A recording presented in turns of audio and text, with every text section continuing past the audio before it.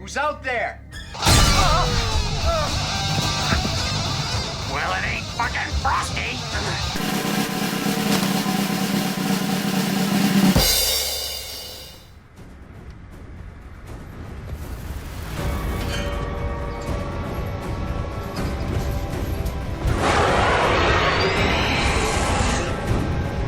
We end this tonight. When it comes to Christmas horror movies, let's be honest, the track record isn't exactly joyful, or triumphant, for that matter. And it seems for every Krampus, we get a ginger dead man. You gotta be shitting me. But while the killer holiday subgenre has seen some success on the big screen, it has always thrived most in the cold, dark, musty recesses of the home entertainment market. Although only a handful of these titles go on to stand the test of time. And 26 years ago, at the height of what is considered the golden age of straight-to-video horror, a new chilly classic was born. One, as usual, made with more passion than money, but that still managed to deliver exactly what its audience was looking for. A Yuletide greeting, direct from hell.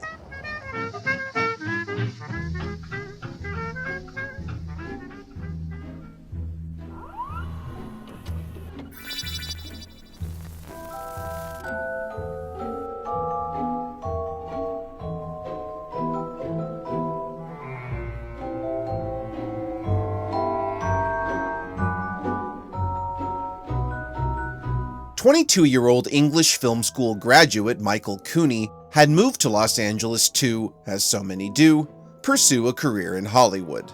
And in 1989, marveled by two of that year's most memorable releases, James Cameron's The Abyss and Wes Craven's Shocker, Cooney first concocted the idea of an elemental serial killer, a man who could take on the form of fire, water, or even ice. By 1990, Cooney had penned a spec script and was shopping it around town, eventually gaining the interest of Die Hard 2 director Renny Harlin, whose breakout film had been 1988's A Nightmare on Elm Street 4, The Dream Master. Cooney pitched the idea to Harlin and his team, with lofty discussions taking place estimating a $30 million production budget and plans for wide theatrical distribution. Cooney's dream of making it big in Tinseltown seemed to have become a reality overnight, but soon after, everything came crashing down. Harlin read Cooney's script and flat out hated it, saying it was among the worst he had ever been given, and swiftly abandoned the project. Feeling he had blown his one real chance to forge a path in Hollywood, Cooney packed up his bags and moved back to England.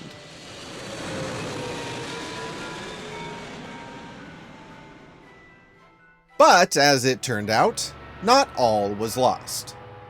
By 1993, 3 years later, Cooney had authored a successful stage play that unexpectedly earned him a relatively large payday, and so the aspiring filmmaker packed up his bags and headed back to Hollywood to open up a production office, and shortly after caught the attention of the Los Angeles-based production company Prism Entertainment, then headed by veteran producer Barry Collier. Prism asked Cooney if he could make the film for $500,000, and despite having once envisioned the story as a $30 million plus production, Cooney jumped at the opportunity. Because of its shoestring budget, Cooney would also have to helm the film himself, therefore marking his feature directorial debut. However, Cooney was left with one major problem. How was he going to make a movie about an elemental serial killer on the level of Shocker and The Abyss on a $500,000 budget? This, of course, meant some heavy retooling. Wanting to maintain the essence of his original concept, having a murderer go through some kind of metamorphosis, Cooney devised a tale of a homicidal snowman, a concept he had first considered years earlier before it snowballed into a big-budget special effects thriller, and repackaged the story to be set during the Christmas season.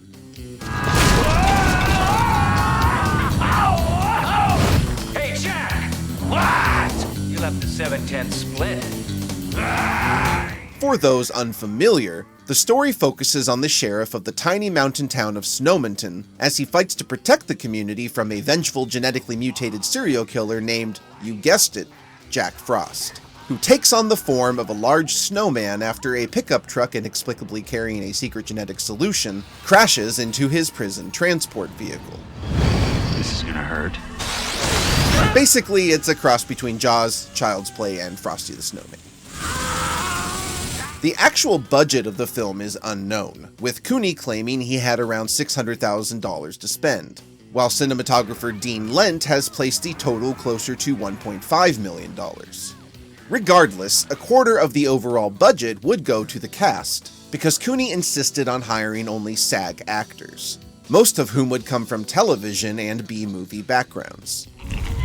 For the part of Sheriff Sam Tyler, Cooney needed someone who could carry the film and lend it credibility, and the late veteran actor Christopher Allport would be picked to take on the leading role, anchoring the film with a sincere and grounded performance that counterbalances its outlandish premise. Soap opera star Marcia Clark would be cast as Sheriff Station Secretary Marla, who looks suspiciously like Adrienne Barbeau. And Canadian actor Stephen Mendel won the part of Agent Manners, an FBI operative helping Sam defrost their killer. Michael Cooney himself would provide the voice for the man telling the little girl the heinous story of Jack Frost over the opening credits. Things that went squish when he stuck sharp points in them. It doesn't matter.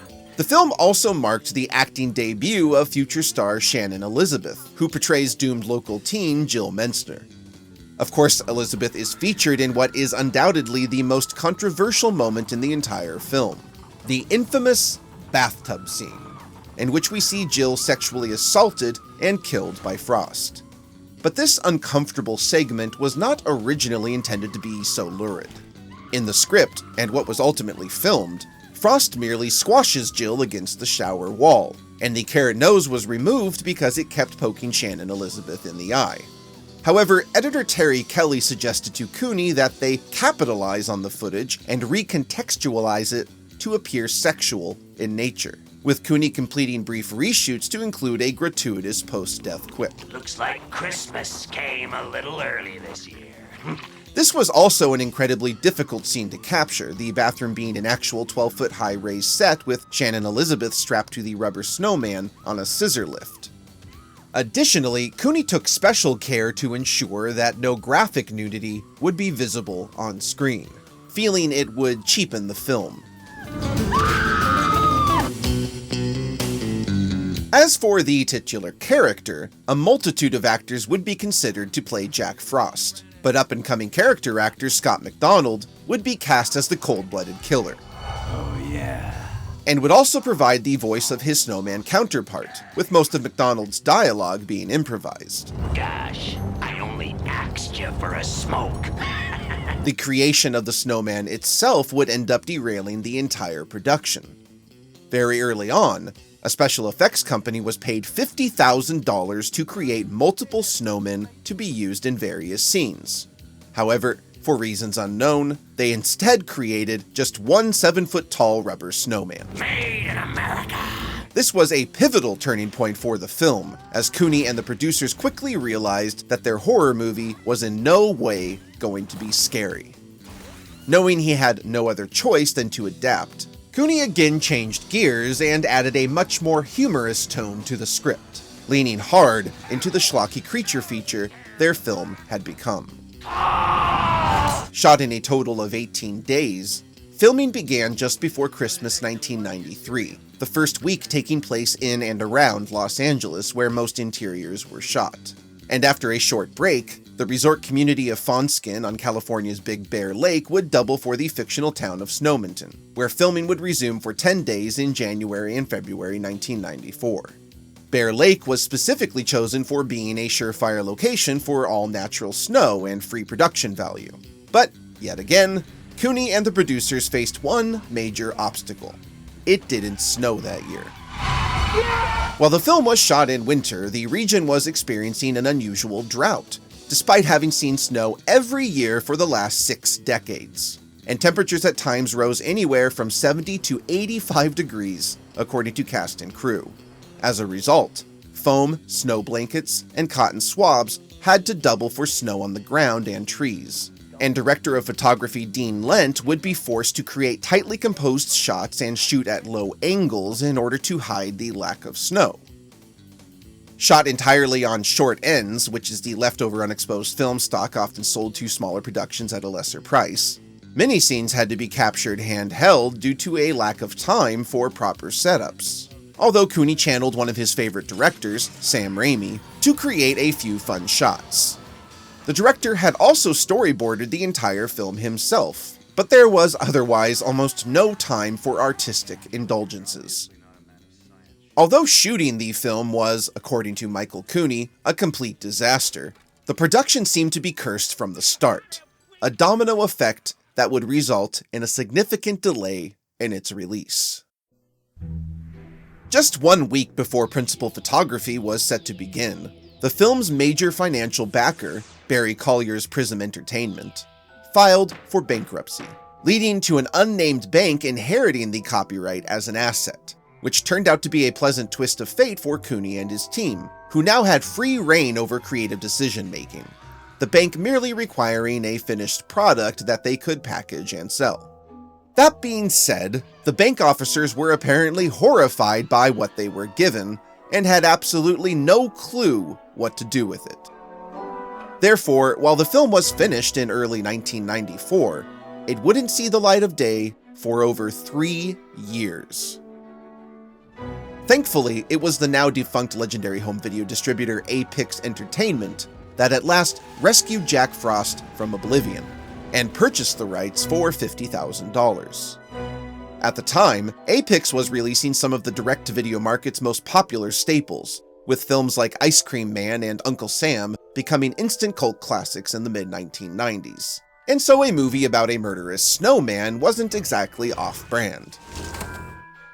Not long after, the film would hit US video stores on November 18, 1997, at the height of the holiday season, released exclusively on VHS by Apix, although a 1998 letterbox DVD from Scimitar Entertainment would later be released, in addition to a Laserdisc from Image Entertainment. The VHS famously came with a lenticular cover that depicted a friendly snowman when angled one way, and a monstrous open-mouthed face the other way, although that version of the monster does not appear in the actual film. Michael Cooney has credited this creative cover art as the secret to the film's success. Sadly, all original formats have been out of print for quite some time. From 1998 to 2000, the film would also see international home video releases in Japan, Germany, Mexico, Argentina, the UK, and Australia. And while the film was a huge hit on the home video market, according to Michael Cooney, none of the money made would ever be seen by himself or anyone else in the cast or crew.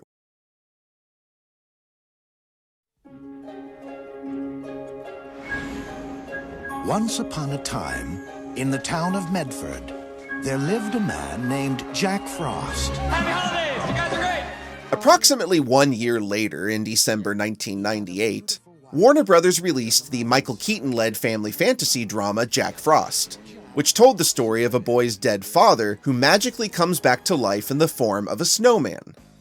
The film would premiere to a lukewarm reception and performed poorly at the box office, but nevertheless, was somehow frequently confused with the 1997 horror film of the same name, even though one of them had a scary monster face on its cover.